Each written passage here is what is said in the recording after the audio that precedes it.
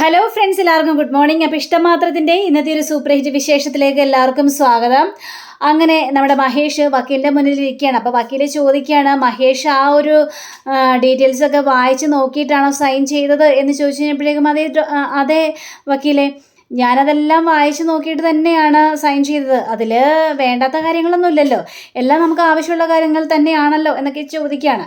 അല്ല മഹേഷേ, ഈ ആകാശ് മേനോൻ ഈ ആദിയെ ഉപദ്രവിക്കാറുണ്ടോ എന്ന് ചോദിച്ചപ്പോഴേക്കും, അങ്ങനെ ഉപദ്രവിക്കാറുണ്ടോ എന്ന് ചോദിച്ചു കഴിഞ്ഞിട്ടുണ്ടെങ്കിൽ എന്നെ പേടിച്ചിട്ടായിരിക്കും അവൻ ആദിയെ ഉപദ്രവിക്കാത്തത്. കാരണം അവൻ നന്നായിട്ട് പേടിയുണ്ട്. പല പ്രാവശ്യം അതിന് ശ്രമിച്ചിട്ടുണ്ടെന്നാണ് ആദി എന്നോട് പറഞ്ഞത്. ആദി മഹേഷിനോട് അങ്ങനെ പറഞ്ഞിട്ടുണ്ടോ? അതെ, എന്നോട് പറഞ്ഞിട്ടുണ്ട്. പക്ഷേ ഈ അമ്മയും മകനും നല്ല അടുപ്പത്തിലല്ലേ?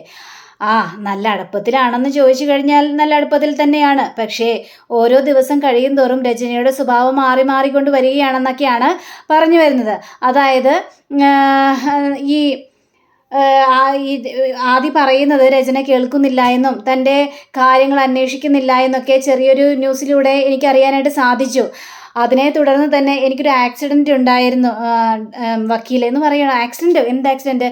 അതെ, എനിക്കൊരു വണ്ടി ആക്സിഡൻറ്റ് ഉണ്ടായിരുന്നു. അതിന് പിന്നിൽ രചനയാണ് കളിച്ചത്. രചനയാണ് എൻ്റെ വണ്ടിയുടെ ബ്രേക്ക് ഊരിയിട്ടതും. അങ്ങനെ ഗുണ്ടകളെ കൊണ്ടാണ് അവളത് ചെയ്യിപ്പിച്ചത്. അങ്ങനെ ആ ഒരു തെളിവ് സഹിതം ഞങ്ങൾ അവളെ പിടികൂടിയതാണെന്നും പറയണം. അതിനുശേഷമാണ് ആദിയുടെ മനസ്സ് മാറാനായിട്ട് തുടങ്ങിയത്. തൻ്റെ അച്ഛനെ ഇല്ലാതാക്കാൻ ശ്രമിക്കുന്ന തൻ്റെ അമ്മ, അങ്ങനെയെല്ലാം അറിഞ്ഞു കഴിഞ്ഞപ്പോഴേക്കുമാണ് ആദിയുടെ മനസ്സ് മാറാനായിട്ട് തുടങ്ങിയത് വക്കീലെന്ന് പറയണം. ഓഹോ, അപ്പോൾ അങ്ങനെയൊക്കെ ഉണ്ടല്ലേ.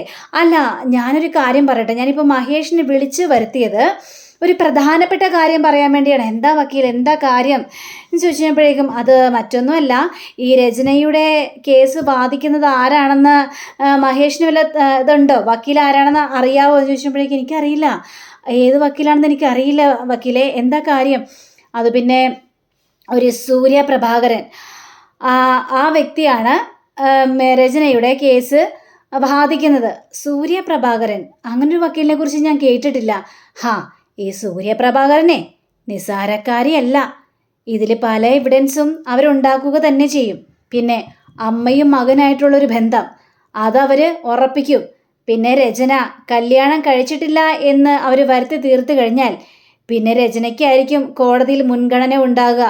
കാരണം കല്യാണം കഴിക്കാത്ത സിംഗിളായ മദറിൻ്റെ കയ്യിൽ നിന്നും തൻ്റെ മകനെ തട്ടിയെടുക്കുന്ന അച്ഛൻ, അങ്ങനൊരു സംഭവമായിരിക്കും ഇനി അരങ്ങേറാനായിട്ട് പോകുന്നത്. അപ്പോൾ അവിടെ ആദിയുടെ ഒരു മൊഴിയിൽ പോലും നമുക്കൊന്നും ചെയ്യാനായിട്ട് പറ്റില്ല. ആദിയുടെ വാക്ക് പോലും കോടതി കേൾക്കാനായിട്ട് തയ്യാറാവില്ല. സിംഗിളായിട്ട് നിൽക്കുന്ന അമ്മയുടെ വാദം മാത്രമേ കോടതി കേൾക്കുള്ളൂ.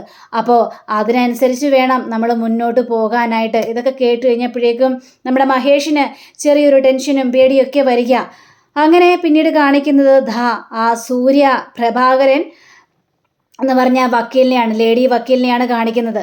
അങ്ങനെ അവരെ കാണാനായിട്ട് ആകാശും രചനയും കൂടെ ചെന്നിരിക്കുകപ്പോഴേക്കും, അതെ ഞാൻ തന്നെയാ സൂര്യപ്രഭാകരൻ, എന്താണ് നിങ്ങളുടെ കേസ് എന്താണെന്ന് വെച്ചാൽ പറഞ്ഞോളൂ എന്ന് രചനയോട് പറഞ്ഞപ്പോഴേക്കും രചന ആകാശിനോട് പറയണം, ആകാശല്ലേ പറഞ്ഞത് നമ്മുടെ കേസിൻ്റെ കാര്യങ്ങളെല്ലാം പറഞ്ഞു എന്ന്, പിന്നെന്താ വക്കീൽ ഇങ്ങനെ ചോദിക്കുന്നത്?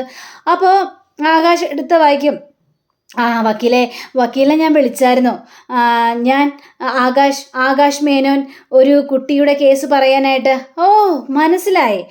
അമ്മയുടെ കയ്യിൽ നിന്നും അച്ഛൻ തട്ടിപ്പറിച്ച് മേടിക്കാൻ പോകുന്ന കുട്ടിയുടെ കാര്യത്തെക്കുറിച്ച് അല്ലേ? അതല്ലേ നിങ്ങൾ പറഞ്ഞു വരുന്നത്? അതെ മേഡം, അത് തന്നെയാണ് ഞങ്ങൾ പറഞ്ഞു വരുന്നത്. അല്ല, കുട്ടി ഇപ്പം നിങ്ങളുടെ കൂടെ തന്നെയല്ലേ? അതെ, ഞങ്ങളുടെ കൂടെ തന്നെയാണ്. അല്ല, നിങ്ങളും രചനയും തമ്മിൽ എന്താണ് ബന്ധം?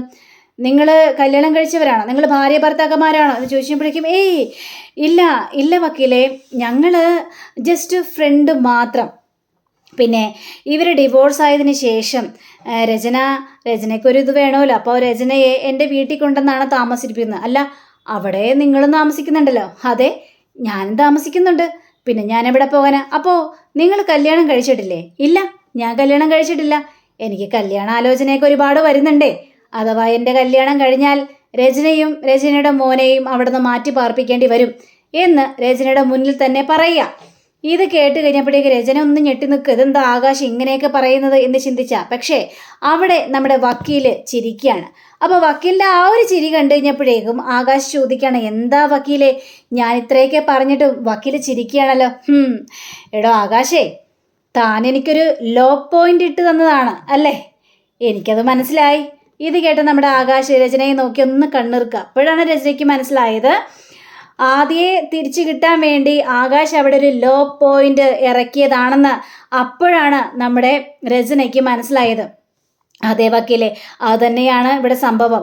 കാരണം രചന കല്യാണം കഴിച്ചിട്ടില്ല എന്നറിഞ്ഞു കഴിഞ്ഞാലേ കോടതിയിൽ കേസ് മുന്നോട്ട് പോകത്തുള്ളൂ.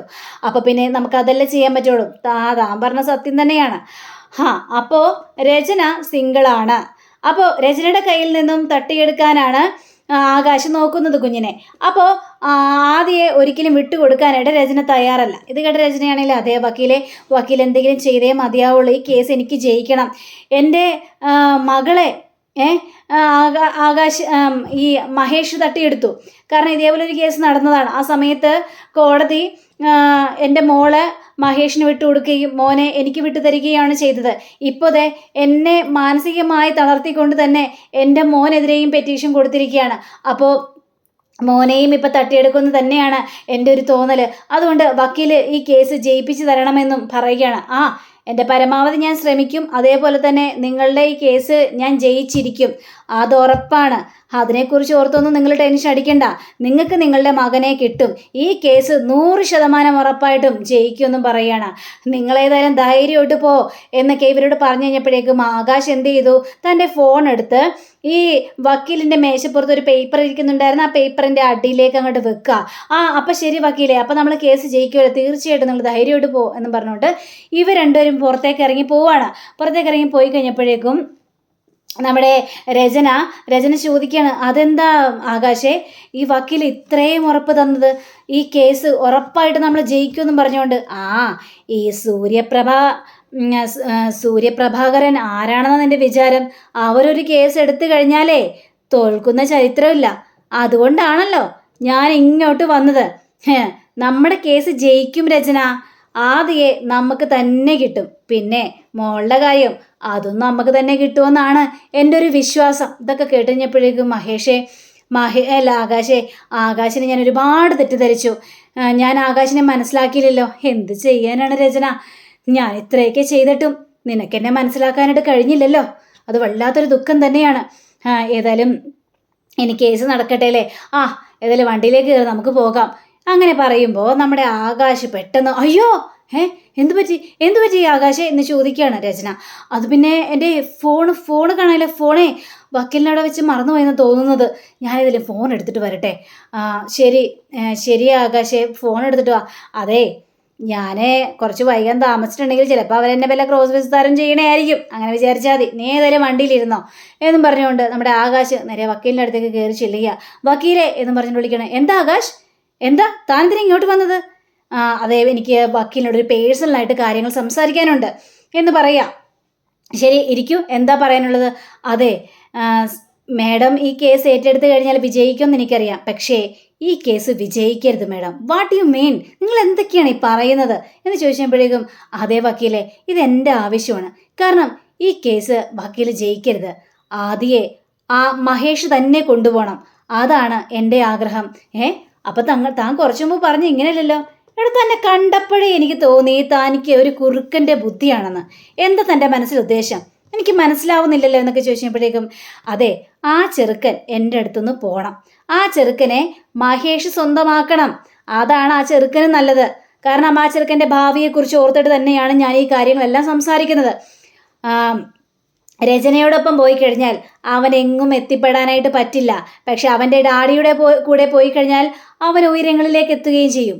പിന്നെ എന്തിനാണ് മാഡം ഞങ്ങളോടൊപ്പം അവൻ ജീവിക്കുന്നത്? പിന്നെ അവൻ പോകേണ്ടതും എൻ്റെ ആവശ്യം തന്നെയാണ്. മാഡത്തിന് വക്കീൽ ഫീസ് നന്നായിട്ട് തന്നെ ഞാൻ തരും എന്നിങ്ങനെ പറയാണ്.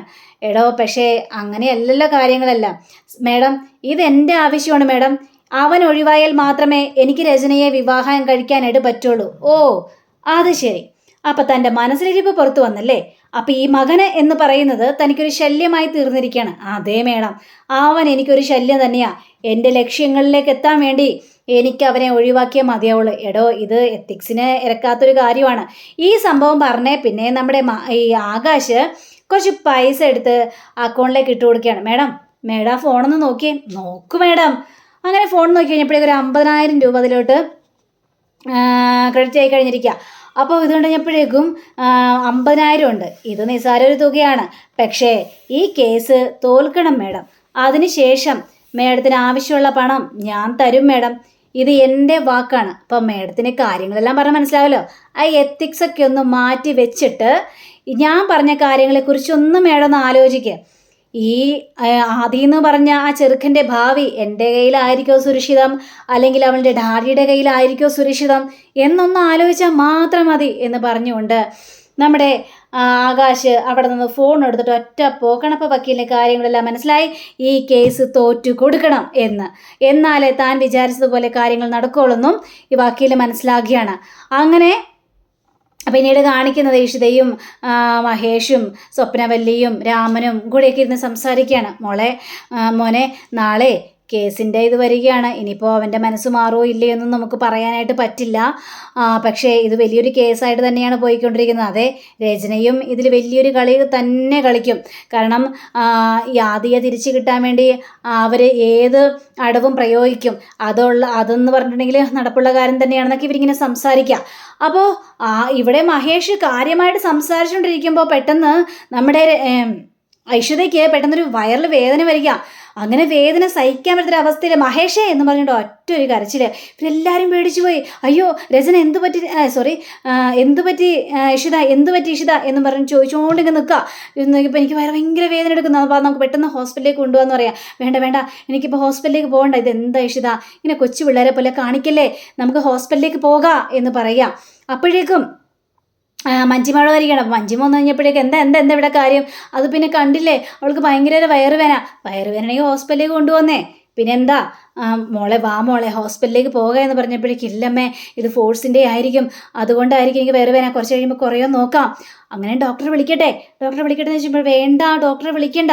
അപ്പോഴേക്കും മഞ്ജിമയാണെങ്കിൽ ഇതൊക്കെ ഇവിടെ വെറും അടവാണ്, ഇതൊക്കെ ഓവറല്ലേ ഇഷിത എന്ന് വെച്ചിട്ടുണ്ടെങ്കിൽ മിണ്ടാതിരിക്കടി.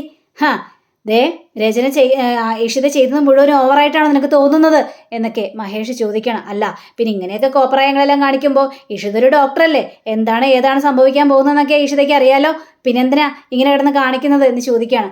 കുറച്ചും കഴിഞ്ഞപ്പോഴേക്കും നമ്മുടെ ഇഷിത ഒന്ന് കൂളാവുക, കുറച്ച് വേദനയൊക്കെ കുറയുകയാണ്. അമ്മ എനിക്ക് വേദന കുറഞ്ഞു എന്ന് പറഞ്ഞപ്പോഴേക്കും വേദന കുറഞ്ഞെങ്കിലും നമുക്ക് ഡോക്ടർ ദേവികയെ ഒന്ന് വിളിച്ചാലോ എന്ന് ചോദിക്കണം. വേണ്ട, ഡോക്ടർ ദേവികയെ വിളിച്ച് വെറുതെ ശല്യപ്പെടുത്തേണ്ട, എനിക്കൊന്ന് റെസ്റ്റ് എടുത്താൽ മതി എന്ന് പറയാം. അങ്ങനെ മഹേഷ് താങ്ങി പിടിച്ചുകൊണ്ട് പോവുകയാണ്. കണ്ടില്ലേ, ഇതിനൊക്കെ വേണ്ടി തന്നെയാണ്, ശ്രദ്ധ ചെലുത്താൻ വേണ്ടി. ഇതൊക്കെ എന്താ നമുക്കൊന്നും അറിയാൻ പാടാത്ത കാര്യമാണോ? അവൾ ഇതല്ല ഇതിനപ്പുറവും കാണിച്ചു കൂട്ടും ഈ ഇഷിത എന്ന് പറയാം. അങ്ങനെ മഹേഷിന് കലി വരികയാണ്.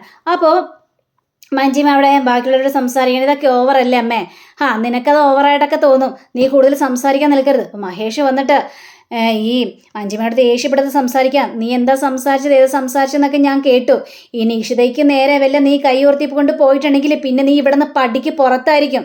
ഇത് ഞാൻ അവസാന വാക്ക് പറയുകയാണ് മഹേഷ് പറയാം. അപ്പോൾ അങ്ങനെയും കാണിച്ചുകൊണ്ടാണ് നമ്മുടെ ഇന്നത്തെ റിവ്യൂടെ അവസാനിച്ചിരിക്കുന്നത്. അടുത്ത റിവ്യൂവിനെ കാത്തിരിക്കുക, സബ്സ്ക്രൈബ് ചെയ്യുക. എല്ലാവർക്കും നല്ലൊരു ദിനം ആശംസിച്ചുകൊണ്ട് തന്നെ നമസ്കാരം. Thank you. ബൈ.